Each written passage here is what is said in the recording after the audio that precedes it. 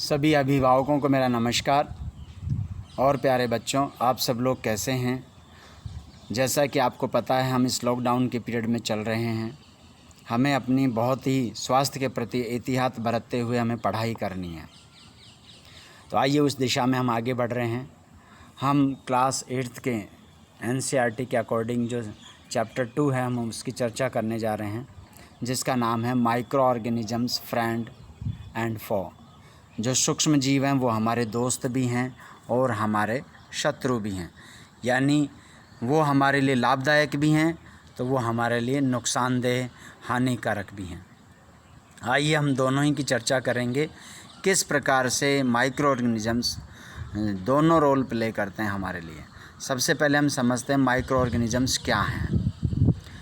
ऐसे छोटे सूक्ष्म जीव जिनको हम अपनी खुली आँखों से नहीं देख सकते, बिना माइक्रोस्कोप की मदद से नहीं देख सकते, उन्हें हम सूक्ष्म जीव माइक्रो ऑर्गेनिजम्स कहते हैं। आइए हम बात करते हैं ऐसे माइक्रो ऑर्गेनिजम्स कौन से हैं। तो आपने नाम सुना भी होगा, जितने भी बैक्टीरिया हैं, फंजाई हैं, वायरस हैं, ये सब क्या हैं? ये माइक्रो ऑर्गेनिजम्स हैं। आइए इन माइक्रो ऑर्गेनिजम्स की एक क्लासिफिकेशन की बात करें तो इनको 4 मेजर ग्रुप में रखा गया है, जो आप यहाँ पे मैं जूम करके दिखा रहा हूँ। Bacteria, fungi, protozoa and algae. Bacteria में सभी प्रकार के जीवाणु आ गए हैं। फंजाई इट मीन्स कवक, जिनको हम फंगस भी कहते हैं। ये जो भी सड़े गले मृत कार्बनिक पदार्थ होते हैं उनके ऊपर ये स्वतः ही उत्पन्न होते हैं। इन्हें फफूंद भी कहते हैं। प्रोटोजोआ ये सूक्ष्म जीव हैं जो पानी में मोस्टली ज़्यादा मिलते हैं आपको। एल्गी ये भी पानी का ही एक जीव है और ये ग्रीन भी है, इसमें क्लोरोफिल भी होता है, अपना खाना खुद भी बनाते हैं। और एक जो बिल्कुल अलग रखा गया है वो है वायरस। वायरस को आप जानते हैं, वायरस भी बहुत ज़्यादा माइक्रोस्कोपिक हैं ये, लेकिन दूसरे माइक्रो ऑर्गेनिज्म से बहुत ही डिफरेंट होते हैं। इन्हें सजीव और निर्जीव दोनों के बीच की कड़ी माना जाता है, क्योंकि जब इनको एडिक्वेट एटमॉस्फेयर होता है, उचित वातावरण होता है, सूटेबल कंडीशंस मिलती हैं, फेवरेबल कंडीशंस होती हैं, तो ये माइक्रो ऑर्गेनिजम्स वायरस एक्टिव हो जाते हैं और ये इन्फेक्शन करते हैं।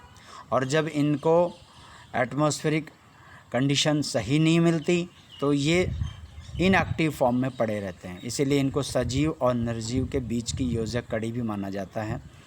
इन्हें हम दोनों कैटेगरी में रख सकते हैं। आजकल आप सुन ही रहे हैं, वायरस कभी भी वैसे ख़त्म भी नहीं होता है, जो हम सुनते आए हैं, देखते आए हैं।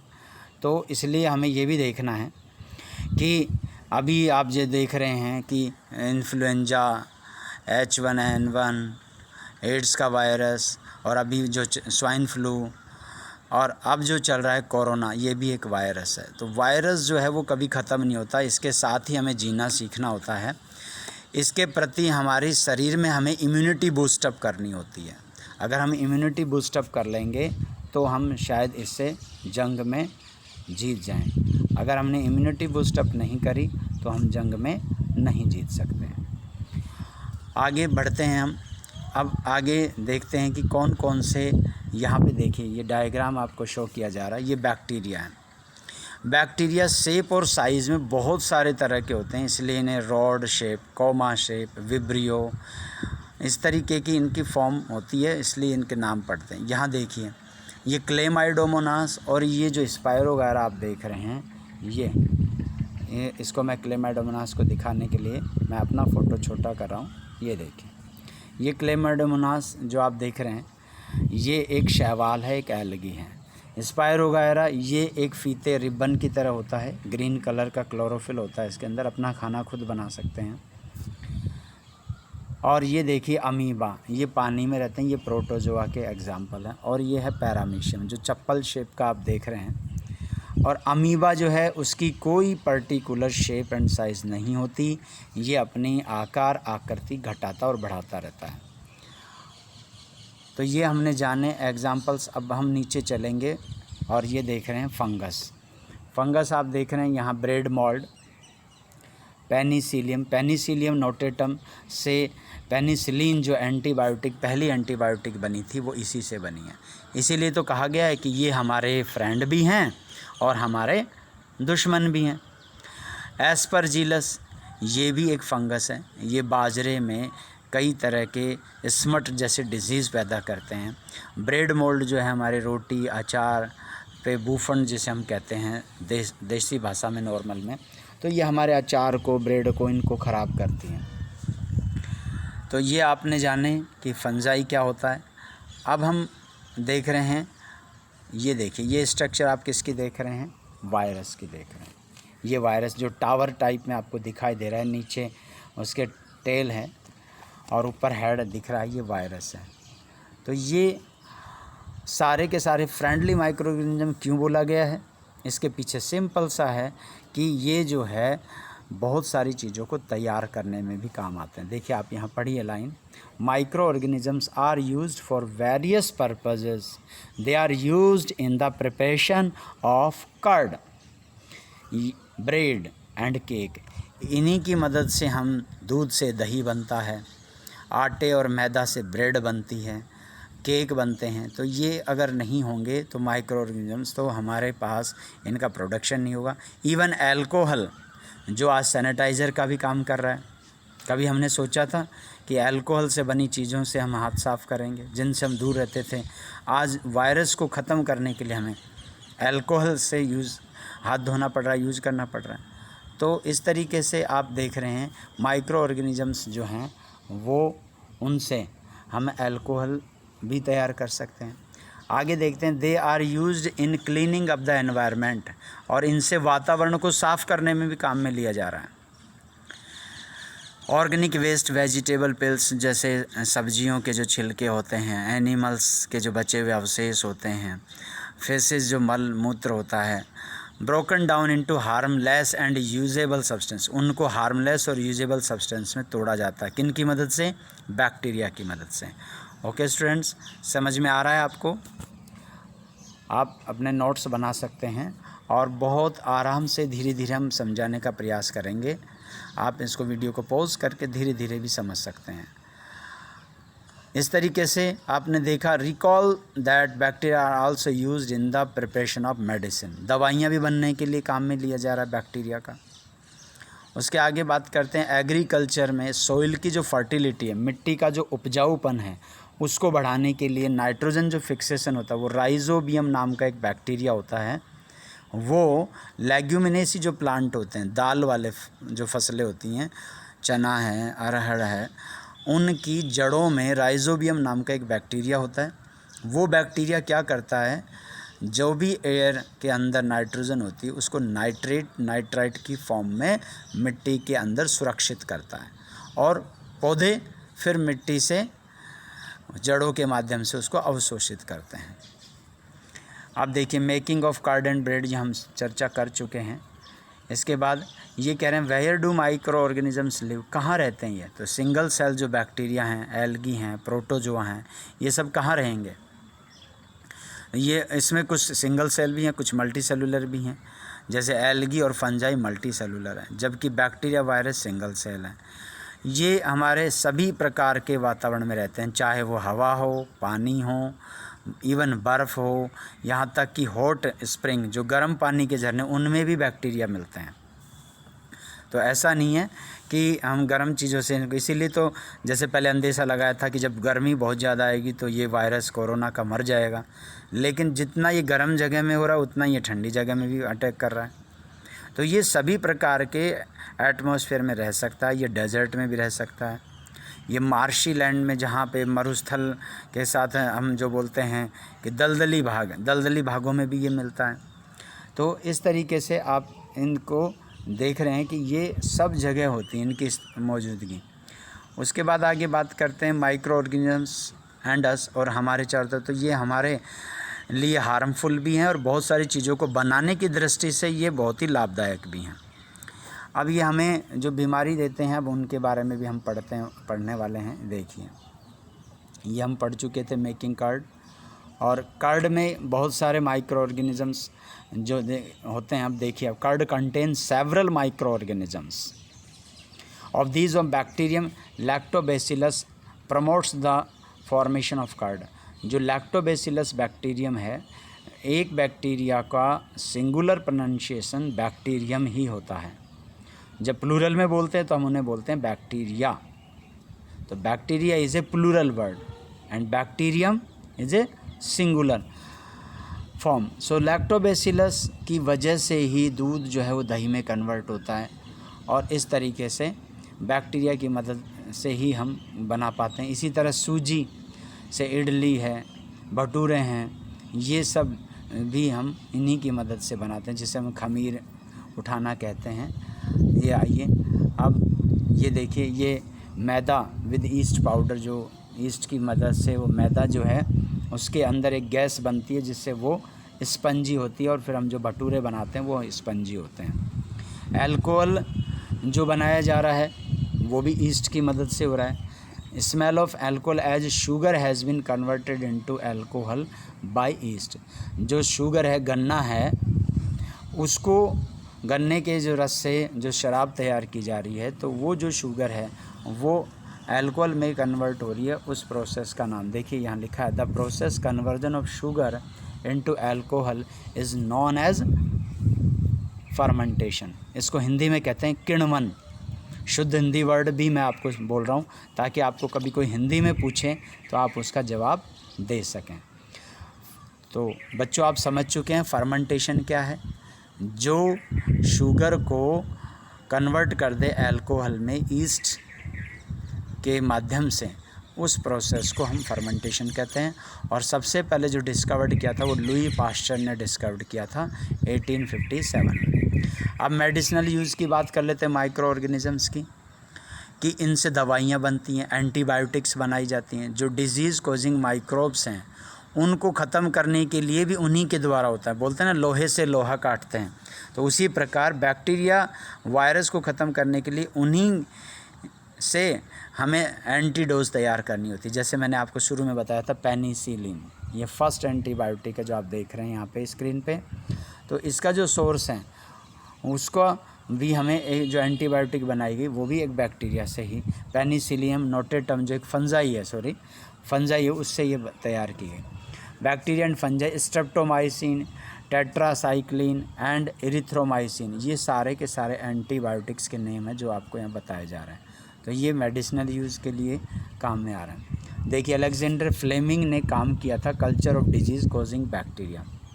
बैक्टीरिया की वजह से जो बीमारियां पैदा होती हैं उनके ऊपर किसने स्टडी किया? अलेक्जेंडर फ्लेमिंग ने। और उन्होंने अचानक ये पाया कि जो ग्रीन मोल्ड है उनके जो कल्चर प्लेट के अंदर जो स्पोर्स बने, उनको जब उन्होंने देखा कि अच्छा ये तो बैक्टीरिया की ग्रोथ को रोकने में कारगर है, तो फिर उन्होंने बहुत सारे इस तरीके के बैक्टीरिया को मार के देखा, और फिर उन्होंने देखा कि अच्छा पेनिसिलिन जो है उससे हम तैयार करें, एक बहुत अच्छी एंटीबायोटिक बन सकती है, इससे हम जर्म्स को ख़त्म कर सकते हैं। अब देखिए, आपके यहाँ पे एक छोटा सा चीज़ दे रखी है कि 500 ml का बीकर अगर आपका 3/4 है पानी से, और 2/3 आप टीस्पून शुगर उसमें ऐड करेंगे एंड हाफ है, और साथ ही साथ क्या इसमें ऐड करवा रहा है, यहाँ देखिए ऊपर इसका दिया हुआ, half a spoon of yeast powder to the sugar solution, keep it convert in a warm place, और 4 से 5 घंटों के लिए उसको रख दीजिए। नाउ स्मेल, अब उसे आप सूंघिए तो आप देखेंगे कि वो पूरा का पूरा जो शुगर था वो अल्कोहल जैसा प्रोडक्ट बन चुका है, और उसमें स्मेल भी वैसी आ रही है। तो ये एक एक्सरसाइज थे जो आपके लिए थी, इसलिए मैंने इसको डिस्कस करना उचित समझा। तो इस तरीके से हमने देखा, समझा कि बैक्टीरिया जो माइक्रो ऑर्गेनिज़म्स हैं उनसे हमारे जो डिजीज़ जिनकी वजह से हो रही है उन्हीं के ख़िलाफ़ हम इसमें दवाई भी बनाई जा रही है। तो commonly known as antibiotic which are made from fungi and bacteria, the antibiotics are manufactured by the specific micro organisms are use to cure a variety of disease. उन्हीं से बीमारियां ठीक हो रही हैं। अब ऐसे जो डिजीज़ वाले हैं जिनसे ठीक हो रही हैं, देखिए आप, वैक्सीन के भी ऊपर काम किया गया कि इनसे किस तरह से वैक्सीन बनाई जाए। तो यहाँ पर आप देख रहे हैं बहुत सारी बीमारियों की वैक्सीन बनाई गई, cholera, tuberculosis, small pox, hepatitis, तो इनको हम वैक्सीनेशन से रोक सकते हैं। वैक्सीनेशन क्या है बच्चों? वैक्सीन किसी की बॉडी में इंजेक्ट किया जाए ताकि उस बीमारी के जो कॉजिंग वेक्टर्स हैं, जब वो बॉडी के कांटेक्ट में आएँ तो वो उन्हें पहचान लें और पहचानते उनके खिलाफ एक एंटीबॉडीज़ का निर्माण हो शरीर में और वो बीमारी फैलने से रोकी जा सके। तो ये वैक्सीनेशन का काम एडवर्ड जेनर ने सबसे पहले खोजा था, वैक्सीन का काम। और ये कब खोजा था? 1798 के अंदर। और इन्होंने जो है स्मॉल पॉक्स की वैक्सीन सबसे पहले खोजी। तो एडवर्ड जेनर का नाम आप मत भूलिएगा, इन्होंने वैक्सीन दी थी स्मॉल पॉक्स की। बचपन में हमें जो टीके लगाए जाते हैं, 15 दिन पे कौन सा लगेगा, 1 महीने पे कौन सा, एक कार्ड बनता है जब वुमेन प्रेग्नेंट होती है उसी समय उसको बना दिया जाता है कि लास्ट मंथ से पहले और साथ ही साथ उसको खुद को भी टीके लगाए जाते हैं और बाद में भी। अब ये सब टीवी पे हम एडवर्टाइज, न्यूज़पेपर पे हम देख रहे हैं, यहाँ पे ये सारी बातें वही लिखी हुई हैं वैक्सीन को लेके। और ये वर्ल्ड वाइड स्मॉल पॉक्स जो है फाइनली जो है इरेडिकेशंस कर दिया गया, यानी most of the world part से, संसार के अधिकतम हिस्सों से इसको दूर कर दिया। तो इस तरीके से ये एंटीबॉडीज़ बना लेते हैं हमारे शरीर के अंदर।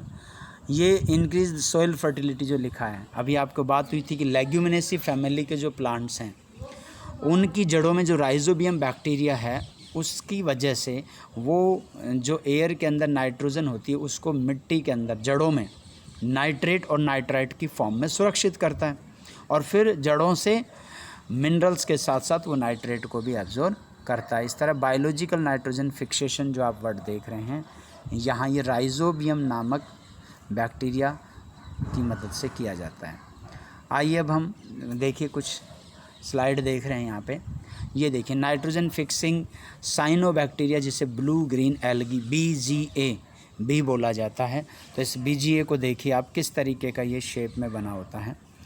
देख रहे हैं मोतियों की माला, जैसे मोती मोती एक धागे में पिरोए हुए हो, इस तरीके का ये होता है। क्लीनिंग एनवायरनमेंट्स को भी क्लीन करने के काम में आता है। आपको पता है जितने भी सड़े गले मृत कार्बनिक पदार्थ हैं, पेड़ पौधे जंगल में नष्ट होते हैं अपने आप, जीव मरता है। अगर वो बैक्टीरिया नहीं होंगे, वायरस नहीं होंगे, फंजाई नहीं होगा तो वो सड़े गलेंगे नहीं, मिट्टी में मिट्टी नहीं बदलेंगे, वो मैन्योर में कन्वर्ट नहीं होंगे, खाद नहीं बनेगी उनकी और उनका ढेरी लगता चला जाएगा। तो आने वाले जो नए जीव हैं जिनका निर्माण होने वाला है उनके लिए रहने की जगह ही नहीं मिलेगी। इतने सारे जो जीव हैं वो, और जब नए जीव अपने पैदा करेंगे तो उनको वहाँ पर प्लेस की उपलब्धता ही नहीं मिलेगी, इसलिए ये बहुत ज़रूरी है। तो ये उसको खा कर के उसको ख़त्म करते हैं और लैंड को फर्टिलिटी देते हैं और हमारे लिए जगह देते हैं। अब हम हार्मफुल माइक्रो ऑर्गेनिज़म्स की तरफ बढ़ रहे हैं। यहाँ हार्मफुल माइक्रो ऑर्गेनिज़म्स को हम देखेंगे तो जो माइक्रो ऑर्गेनिज़म्स रोग फैलाने का काम करते हैं उनको हम कहते हैं पैथेजेंस। क्या कहते हैं? पैथेजेंस। हिंदी में कहते हैं इसको रोगाणु, रोगजनक। तो ये क्या करते हैं? ये खाने को ख़राब करते हैं। स्पॉइल फूड आप देख रहे हैं यहाँ, spoil food and micro organisms clothing and leather. ये लेदर जो चमड़ा होता है, कपड़े होते हैं, खाने होते हैं, उनको ये ख़राब कर देते हैं। तो एक तरीके से कुछ इंसेक्ट्स और एनिमल होते हैं वो इनके कैरियर होते हैं, उनके ज़रिए हमारे शरीर में आ जाते हैं। जैसे फ्लाइज़ हैं, मक्खियाँ हैं, कहीं कहीं उड़ती रहती हैं, कचरे पर बैठती हैं और फिर वहाँ से जम्स लेके अगर हमारे आसपास आती हैं तो हमारे कपड़ों पर, हमारे खाने पीने की चीज़ों पर अगर वो अनकवर्ड होते हैं तो वहाँ वो पैथोजन ट्रांसफ़र कर देते हैं। इस तरीके से वो हमें बीमार करते हैं। जैसे यहाँ देखिए एक बहुत जाना पहचाना डायग्राम आप देख रहे होंगे, डेंगू वायरस, एडीज़ मॉस्किटो, जो कि ये मलेरिया रोग का जनक माना जाता है, मलेरिया रोग इससे फैलता है। तो आप देख रहे हैं ये प्लाज्मोडियम नामक जो जम्स हैं वो हमारी बॉडी में छोड़ देते हैं अपनी लार के साथ और हम मलेरिया से संक्रमित हो जाते हैं। इस तरीके से यहाँ पे आपको ये सारे चीज़ें बता रखी हैं कि सारे के सारे जो मॉस्किटोज़ हैं वो ब्रीड इन वाटर, पानी में ये अंडे देते हैं। इसलिए अपने आसपास जो है कूलर्स, टायर, फ्लावर पॉट, जो छत पर हम कई बार ऐसे ही जो यूज़ के नहीं होते उनको रख देते हैं और बारिश के दिनों में उनमें पानी भर जाता है तो उन्हीं के अंदर ये एडीज़ जो है और मादा एनाफिलीज़ जो फीमेल मॉस्किटो है वो अंडे देती है और उसी से फिर ये धीरे धीरे और ये अपनी संख्या में बढ़ा लेते हैं। यहाँ देखिए ये एक लिस्ट दे रखी है कि कौन सी ह्यूमन डिजीज़ किस माइक्रो ऑर्गेनिज्म से आती है, उसका मोड ऑफ ट्रांसमिशन, उसका फैलने का तरीका क्या है और प्रिवेंशन कैसे उससे बचा जाए। तो ट्यूबरक्लोसिस की बात करें बैक्टीरिया से होती है, एयर के जरिए आती है। मीज़ल्स की बात करें ये वायरस से है, ये भी एयर से आती है। चिकन पॉक्स की बात करें ये वायरस से है, एयर और कांटेक्ट दोनों से आती है। पोलियो की बात करें तो ये भी वायरस से आती, एयर और वाटर।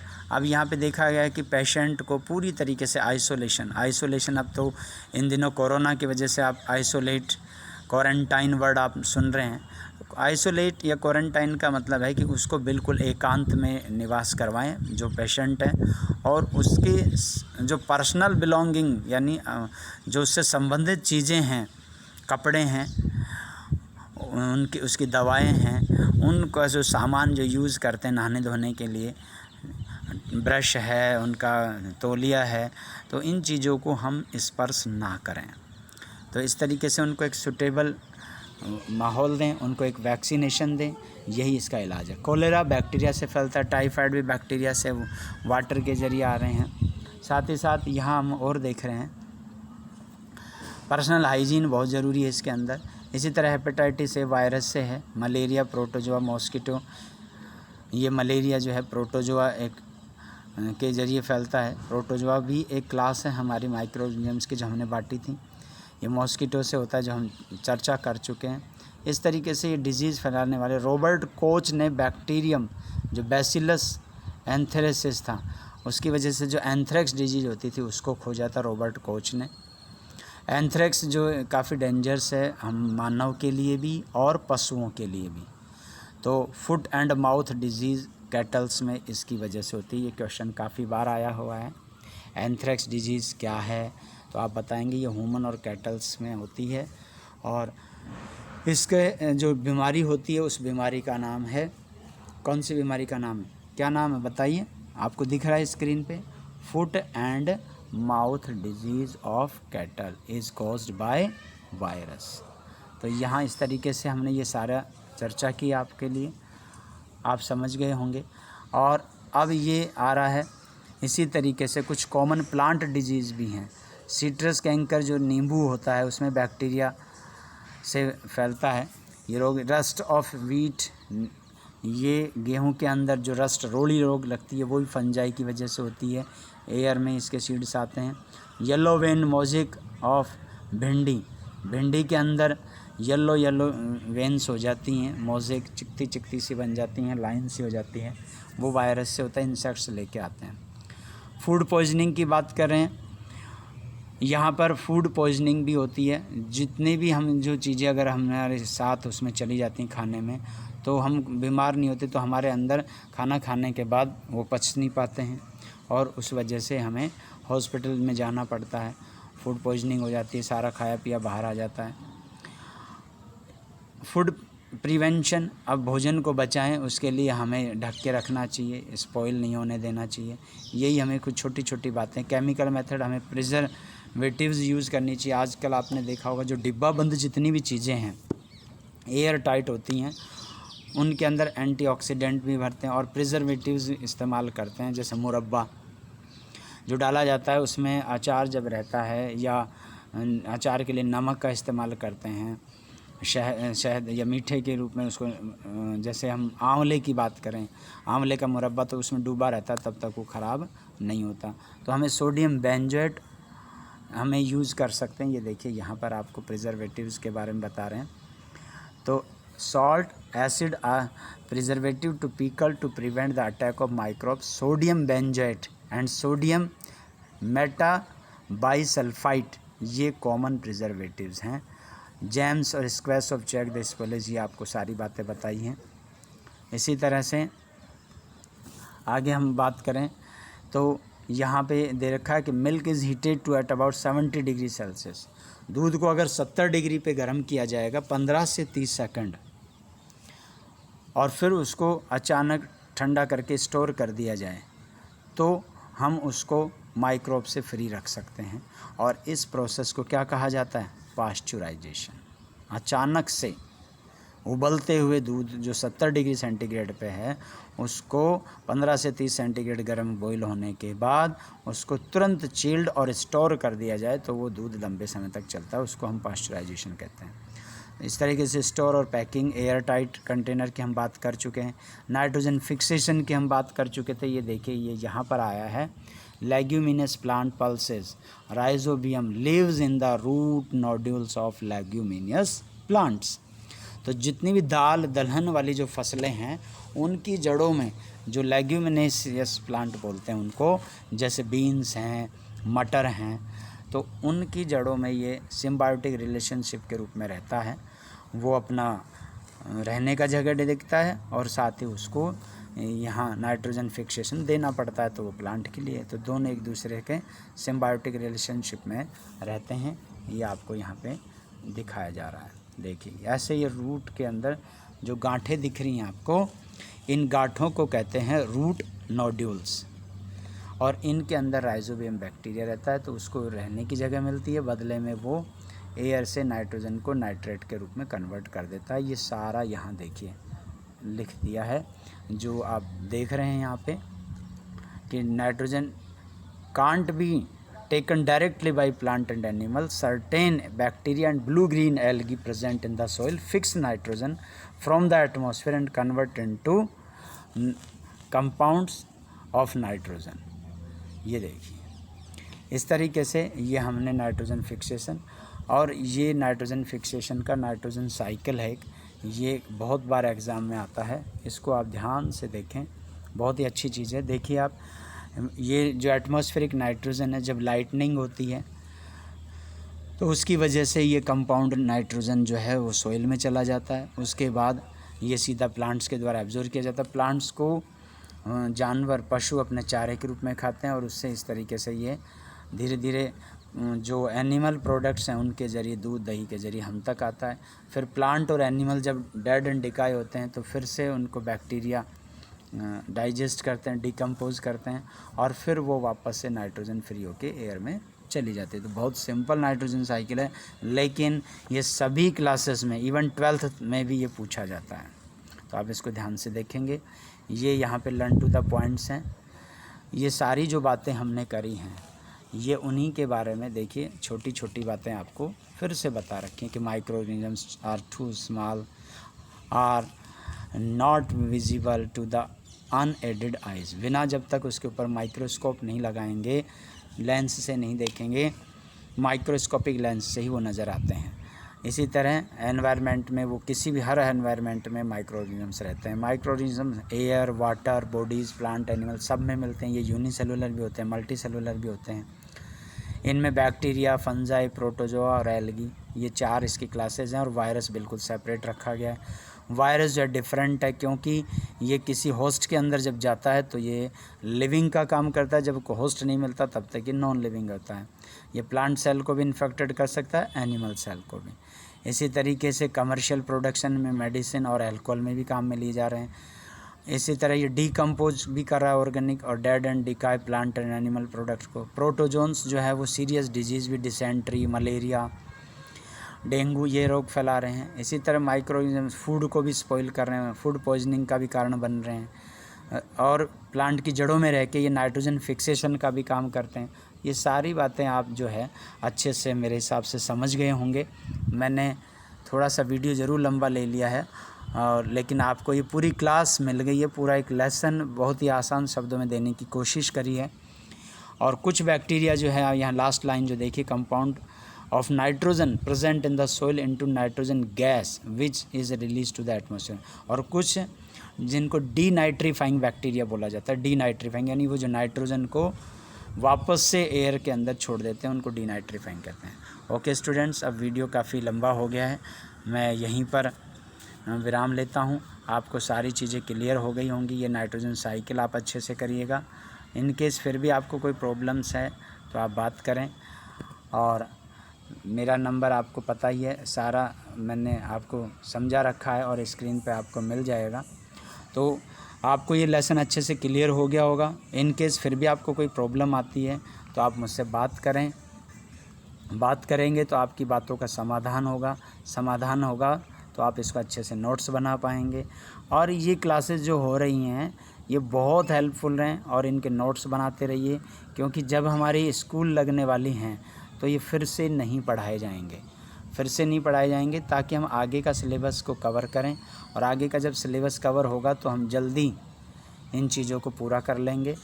तो मैंने ये प्योर जो NCERT गवर्नमेंट बुक है उसी से आपको मैंने पढ़ाया, ताकि आपकी कोई भी ऐसी चीज़ जो कंपटीशन में आने वाली है वो मिस ना हो।